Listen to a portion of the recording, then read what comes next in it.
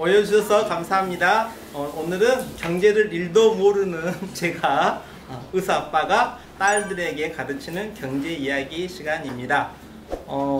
제가 정말로 경제는 1도 모르는 사람이기 때문에 오늘은 참가하신 분들에게 역으로 참가비를 지급합니다. 중간중간에 여러가지 질문들이 있습니다. 질문에 반드시 답해 주셔야 되고요. 답해 주시면 정답을 맞힌 경우에는 또 소정의 상품권을 드리겠습니다. 이 일은 오 원장님께서 해주시겠습니다. 먼저 오 원장님 참가하신 분들에게 참가비를 먼저 한 잔씩 주시고 어른도 드립니까? 당연히 드셔야죠.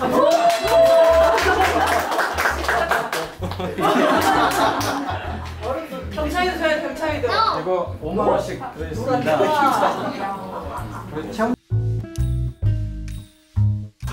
원래 2장 주시는 건데 그것은 오른차고 받아야 돼요. 방금은. 우리 체험장 이거 하려고 진짜 유튜브를 100개를 보시고 책을 수십 권을 읽으셨습니다. 박수 한번 칠까요? 네,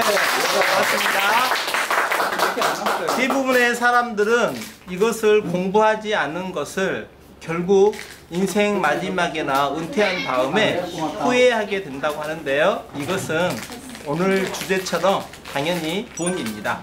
자, 이제 참가비를 받으셨으니까 한 가지 해주셔야 될 게 있는데 장기, 단기 상관없어요. 지금 본인이 가지고 있는 목표가 있다 그러면 하나씩만 적어주시면 됩니다. 많은 분들이 돈에 대해서 약간 등한시하지만 일본 신화, 단군 신화, 중국에 있는 신농 신화도 다 신화의 구성은 구름을 다스리고 비를 다스리고 바람을 다스리는 이런 분들이 등장하는 것으로 봐서는 결국은 농사를 잘 짓기 위한 것입니다. 신화가. 농사를 왜 잘 지어야 되냐면 그 당시 경제의 가장 기본이 농업이었기 때문에 그래서 모든 신화에는 다 돈이 들어가 있습니다. 그래서 저희가 돈에 대해서 무시하고 살아갈 수 없는 상황이다라고 생각하시면 됩니다. 저희가 성경을 보면 바로가 꿈을 꾸었는데 그 꿈을 요셉이 해석해 줍니다. 해몽해 주죠. 그러면 쉽게 말하면 꿈을 해몽했을 뿐인데 그럼 꿈을 해몽했으니까 거기에 따른 상을 좀 주면 끝나거든요. 그런데 그 나라에서 2인자로 세웠습니다. 왜 세웠냐면 이가 꿈의 해결책을 제시했기 때문이에요. 정책을 제안한 거예요. 당신이 꾼 꿈은 이러이러한 풍경과 이러이러한 흉년이 일어날 꿈인데 이것을 그냥 꿈만 해석해 준 게 끝난 게 아니라 정책을 제시한 거예요. 어떻게 하시면 됩니다 라고 정책을 제시해 준 거죠. 바꿔 말하면 바로는 요셉을 총리로 임명한 이유가 그가 경제에 대해서 완벽한 해법을 제시했기 때문이에요. 그러니까 착각하기 쉬운 게 꿈을 해석했기 때문에 총리가 됐다. 이것은 잘못 생각한 거고 꿈을 해석할 수 있지만 총리로 임명이 되질 않아요.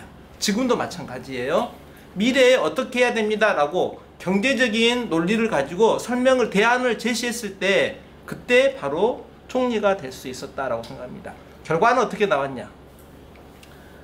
창세기 17장 15절에 기근이 닥치니까 모든 돈이 바로에게 왔습니다. 먹고 살아야 되니까 가지고 있는 현금을 가지고 다 바로에 갖다 준 거예요. 근데 여기는 이집트만 갖다 준 게 아니에요. 다른 지역이 나라에 있는 사는 사람들까지도 양식이 없으니까 양식을 사려고 왔어요. 그러면 돈을 가져와야죠. 공짜로 양식을 주지 않았을 거니까. 그래서 15절에는 모든 현금이 바로에게 왔고요. 그 다음 또 기근이 닥치니까 이제는 모든 가축을 바로에게 갖다 줘요. 그 다음에 이제 돈 다 주고 가축 줬는데 또 먹을 게 없죠. 그러니까 이제는 가지고 있는 모든 땅을 다 줘요. 딱 제사장들이 가진 신전에 있는 땅만 빼고는 다 줬어요. 그러니까 이제 모든 재산이 바로께 됐죠. 왕께 된 거예요. 그런데 24절에 보면 이제는 바로가 또 농사를 지어야죠. 백성들이 종자도 주고 땅도 빌려주고 농사 지을 때 필요한 가축도 빌려주고 수확의 몇 %를 달라 그러죠. 그런데 이제 조선시대에는 어떻게 했냐면 지주가 50% 가져요. 100가마니가 나오면 50가마니는 지주가 가져가고 50가마니는 소장농이 가져가고 나머지 50% 가져간 것에서 세금을 또 내야 됐어요. 종잣돈도 만들어야, 종자 씨앗도 남겨놔야 됐고요.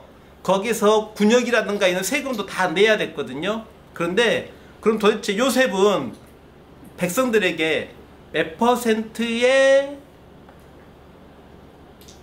퍼센트를 달라고 했을까? 우리나라에서 했던 것은 반작법, 절반법이라고 불러요. 50%를 가져갔기 때문에. 자, 요셉이 받은 수학은 1번 10%, 2번 20%, 3번 30%, 4번 40%. 제일 나이가 어린 친구가 경찬아, 1, 2, 경찬이 1, 2, 3, 4 중에 몇 번? 3, 땡. 자, 그러면 바로 옆에 있는 딸 2번. 얼른 상금 주세요. 네? 맞았어요? 와, 대박. 요셉이 받은 상금은 20%. 근데 결과는 어떻게 됐냐? 20%를 가져가니까 백성들이 가난해졌겠어요? 부유해졌겠어요? 부유해졌어요. 왜냐하면 그 전에는 대부분 국가가 5, 60% 국가에서 뺏어갔거든요. 근데 이제는 20%만 달라고 하는 거예요. 이미 땅이고 가축이고 종자고 다 줬는데 다 돌려주면서 농사해라고 하면서 20%만 가져간 거예요. 근데 그럼 바로는 가난해졌냐? 아니에요.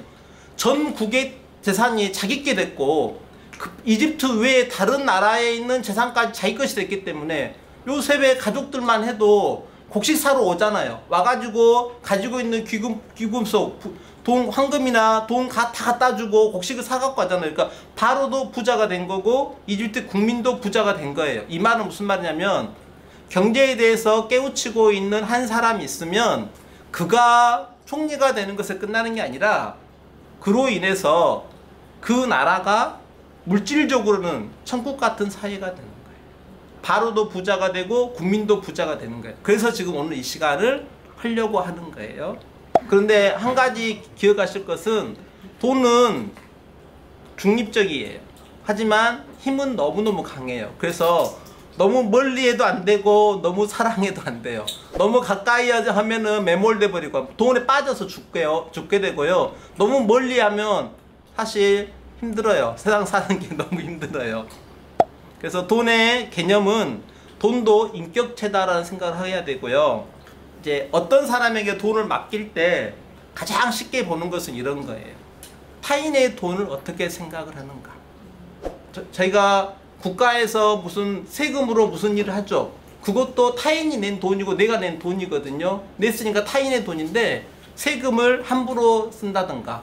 예를 들어서 내가 밥 먹을 때는 5,000원짜리 먹고 회식할 때는 수십만 원짜리 먹는다. 그러면 이런 것도 정도의 문제이지만 너무 그 타인의 돈을 경시하면 안 돼요. 그래서 나의 돈도 소중하지만 남의 돈도 소중하다. 그래서 돈마다 품성이 좀 달라요. 도박에서 번 돈하고요, 열심히 일해서 번 돈하고 10년간 적금 넣어갖고 든 돈하고 같은 돈의 액수를 같을지 몰라도 돈은 품성이 다르다라고 생각하시면 돼요. 자, 오늘 강의를 요약하면 미리 정리를 해서 말씀드릴게요. 벌고 모으고 지키고 복리로 투자한 뒤에 나누라. 이게 이제 정리예요. 그래서 버는 방법 3가지, 모으는 방법, 전략적인 지출, 지키는 방법, 목표와 마음을 지키기, 플러스 복리, 마이너스 복리. 투자는 누구에게 할 것인가, 그리고 우리에게 주신 물질, 나에게 주신 물질이 아니고 우리에게 주신 물질이니까 나눠야 된다. 이 주제로 얘기를 할게요. 자.